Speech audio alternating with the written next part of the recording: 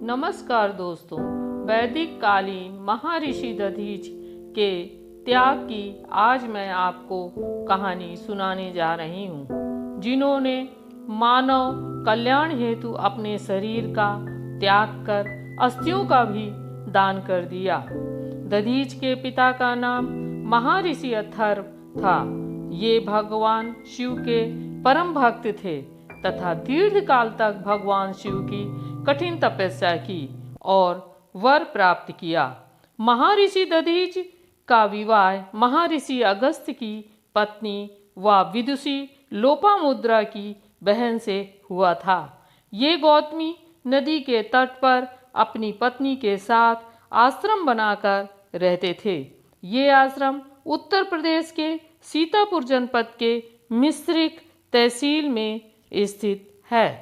दधीच वेद शास्त्रों के ज्ञाता थे तथा इनको अहंकार छू तक नहीं पाया।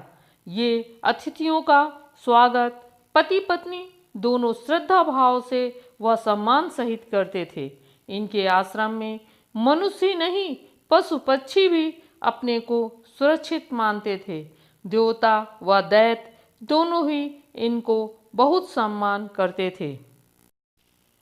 एक बार की बात है, प्रजापति दक्ष ने महायज्ञ का आयोजन किया, जिसमें सभी ऋषियों और देवताओं को निमंत्रित किया गया, परंतु अपने जामाता शिव को नहीं।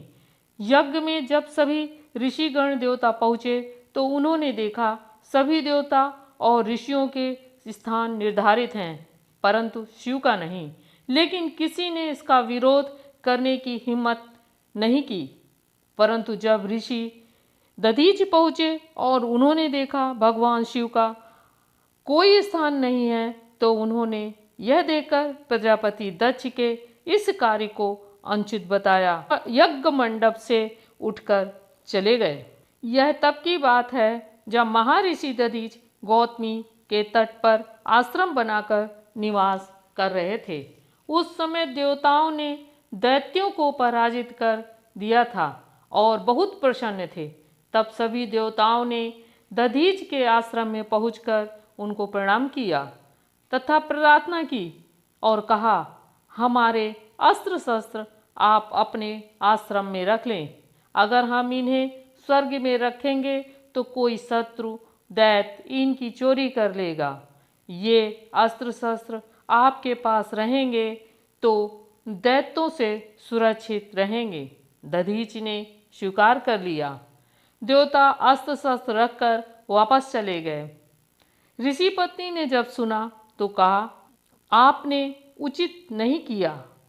जब बहुत समय तक देवता हथियार लेने नहीं आए तो महर्षि दधीच को चिंता होने लगी, तो उन्होंने मंत्र वाले जल से समस्त अस्त्र शस्त्र को स्नान कराया तथा हथियारों का तेज उस जल में आ गया और जल दधीच ने स्वयं पी लिया।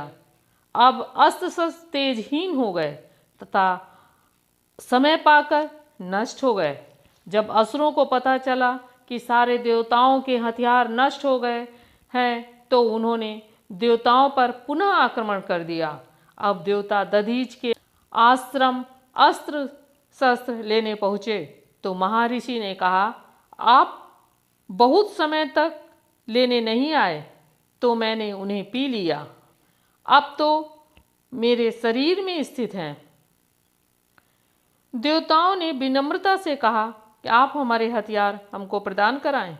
महर्षि ने कहा, इनका तेज मेरे हड्डियों में मिल चुका है।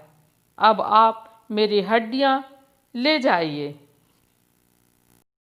दधीच ने इस प्रकार कहकर समाधि ले ली और देह त्याग दिया। अब देवताओं के कहने पर गायों ने दधीच के शरीर को चाट चाट कर अस्थियों को शुष्क कर दिया। विश्वकर्मा ने इनकी हड्डियों से सारे अस्त्र शस्त्र का निर्माण किया। इस प्रकार देवताओं को अपने अस्त्र शस्त्र प्राप्त हो गए।